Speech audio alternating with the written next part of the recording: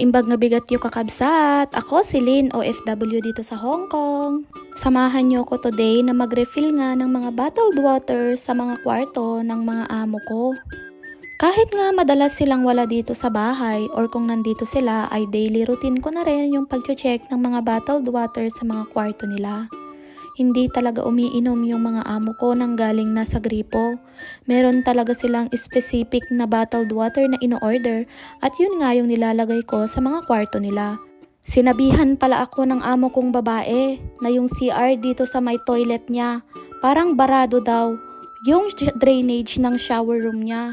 Kaya inuna ko muna itong i-check, baka merong mga nakabarang mga buhok pero wala naman. Kaya kailangan ko na naman itong itawag sa management para ma-check talaga nila. Kasi kapag nagbabarado yung mga ganito namin, siguradong babahain yung mga kwarto na nasa ibaba. Hindi ko alam kung bakit ganun yung nangyayari.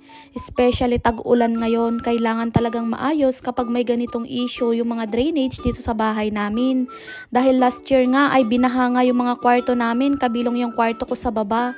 Hindi namin alam kung bakit ganun ang nangyari.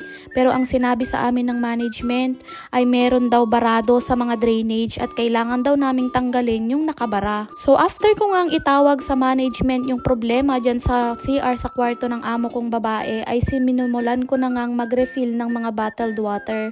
Alam nyo ba na may specific talagang brand yung mga bottled water na ino-order nila amo? Kapag nakita kong 2 box na lang yung natira ay nagsasabi na ako sa kanila at sila na nga yung o-order. Paminsan-minsan nga ay umiinom din ako ng mga ganito pero alam nyo ba na parang hindi ko masyadong gusto yung lasa ng tubig na to dahil parang sobrang tapang niya. Lasang-lasa mo talaga yung tubig.